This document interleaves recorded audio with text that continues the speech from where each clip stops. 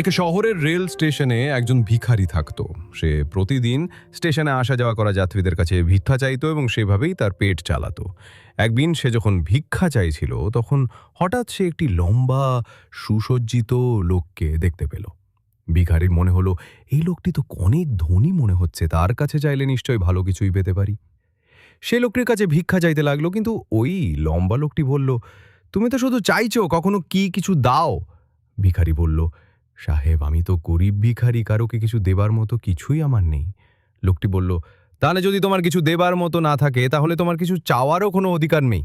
আমি একজন ব্যবসায়ী, আমি শুধু লেনদেন বুঝি, দিলে তবে কিছু ফেরত দিই। এই কথা বলে সে লোকটি ট্রেনে উঠে চলে গেল। কিন্তু তার কথাগুলো ভিখারির মনে গেঁথে গেল। ভিখারি ভাবতে লাগলো, হয়তো আমি কিছু দিই না বলেই কেউ আমাকে ভালোভাবে কিছু দিতে চায় না, কিন্তু আমি তো কিছু দেবার মতো অবস্থায় নেই। এরপর ভিখারি ঠিক করল, যেই মানুষ তাকে ভিক্ষা দেবে তাকে সে কিছু না কিছু ফেরত দেবে। কিন্তু সে ভাবতে লাগলো, আমি তো গরিব, আমি কি বা দিতে পারি? এই চিন্তায় 2 দিন কেটে গেল। তৃতীয় দিনে সে রেল স্টেশনে পাশে বসেছিল। হঠাৎ তার চোখে পড়ল কিছু সুন্দর ফুল স্টেশনের গাছপালার পাশে ফুটে আছে। তার মাথায় বুদ্ধি এলো, কেননা যারা আমাকে ভিক্ষা দেবে তাদের আমি একগুচ্ছ ফুল উপহার দেব। সে ফুলগুলো তুলে নিল এবং ট্রেনে যাত্রীদের কাছে ভিক্ষা চাইতে গেল। কেউ তাকে কিছু দিলে সে তাদের একগুচ্ছ ফুল দিয়ে দিত।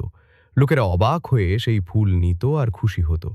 ধীরে ধীরে সে দেখল, ফুল দেবার পর মানুষ তাকে আগের চেয়ে অনেক বেশি ভিক্ষা দিচ্ছে।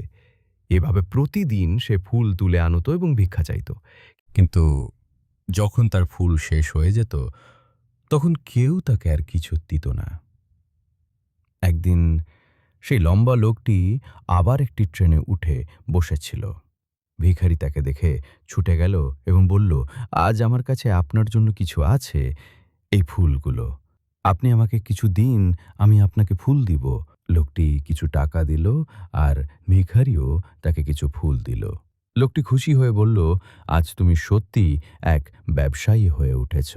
ভিখারি আবার সেই কথা শুনে অনেক খুশি হলো।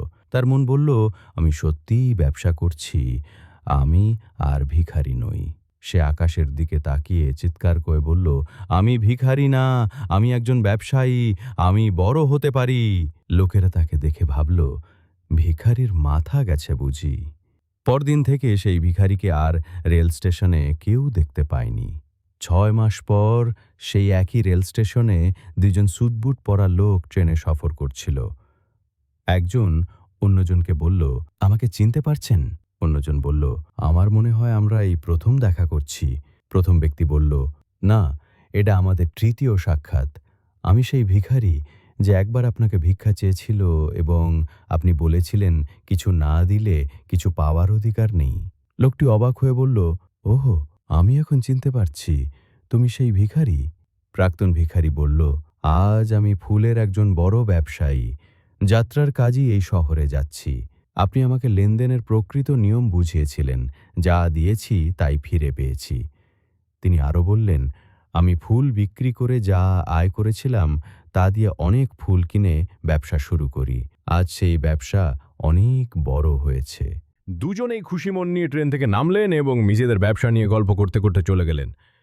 গল্প থেকে শিক্ষণীয় বিষয়, এই গল্প আমাদের শেখায়, আপনি যদি কিছু দিতে না পারেন তবে কিছু পাওয়ার আশা করাও ঠিক নয়।